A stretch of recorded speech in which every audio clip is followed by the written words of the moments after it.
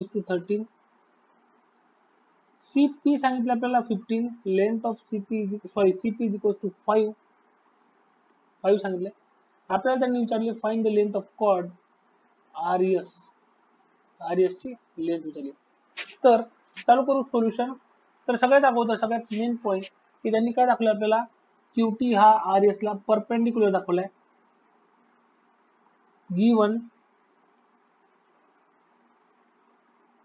Segment QT तोच आपला diameter आहे. QT is parallel to segment RS. तर सेगमेंट RS हा काय आहे, हा कॉर्ड आहे. सेगमेंट QT हा काय आहे, हा डायमीटर आहे.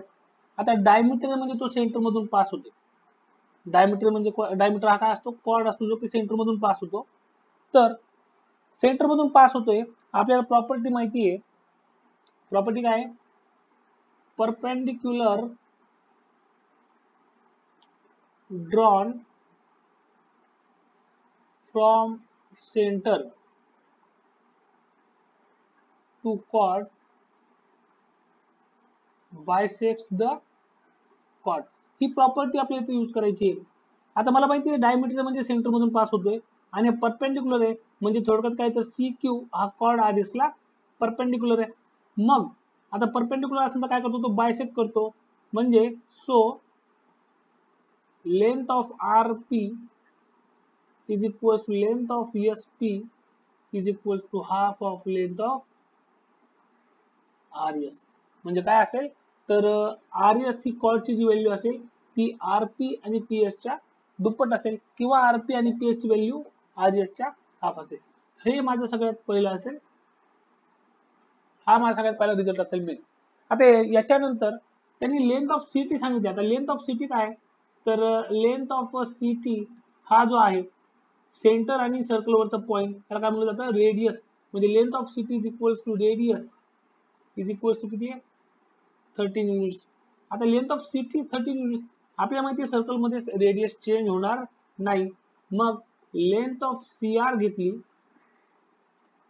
तीच असेल लेंथ ऑफ CS आणि तीच असेल लेंथ ऑफ CT. ही काय असेल 13. हा एक पॉईंट झाला. आता परपेंडिक्युलर आहे म्हणजे इथं असेल राईट अँगल. जर मी R आणि S जोडले तर हा भेटतो मला in triangle CPR angle P काय माझ्याकडे 90 डिग्री. आता ट्रायंगल CPR घेतोय मी, याच्यामध्ये P अँगल आपल्याला आपण डायरेक्ट अल्फाबेटने डिनोट केलं तरी चालेल किंवा अँगल CPR लिहिलं तरी चालेल. दोन्हीपैकी कोणतं एक. Angle P is equals to 90 degree घेऊ किंवा angle CPR is equals to 90 degree. आता आपण यूज करू पायथागोरस थेरम.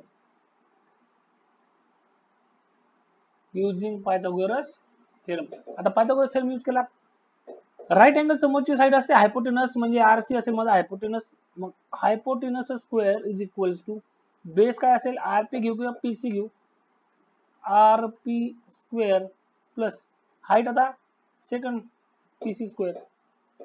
RP बेस घेतला तर PC हाईट होईल, PC बेस घेतला तर RP हाईट होईल. त्याच्यामुळे याच्यामध्ये चेंज होणार नाही. आता RC किती आहे माझ्याकडे 13 square is equals to RP किती आहे माझ्याकडे ते मला माहित नाही. RP मला फाइंड आउट करायचे प्लस PC किती आहे माझ्याकडे 5 त्यांनी दिलेले. आता हा प्रॉब्लेम सॉल्व्ह करताना इथं घेऊ. आता हा प्रॉब्लेम आहे 13 square 169 is equals to RP square plus 25. म्हणजे RP स्क्वेअर काय होईल 169 मायनस 25. 169 मायनस 25 मला भेटतं 144. आणि जर मी स्क्वेअर रूट घेतला तर RP मला मिळेल 12. काय केलं मी तर स्क्वेअर रूट घेतला बोथ साइडला तर काय मिळेल मला RP इज इक्वल्स टू 12.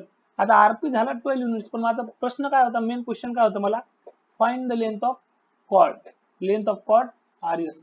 आता मी ते लिहिलं होतं RP is equals to SP is equals to half of RS, but length of RP is equals to half of length of RS. आपण वरच लिहिलं होतं ते, आता परत इथं आपल्याला रिझन लिहायची गरज नाही. मग RP किती असेल माझा 12 is equals to 1/2 length of RS. मग लेंथ ऑफ RS किती झाला, ट्वाइस ऑफ लेंथ ऑफ, इथं RP लिहिलं तरी चालेल, लेंथ ऑफ RP हा किती आहे 2 × 12 हा झाला 24. So length of cord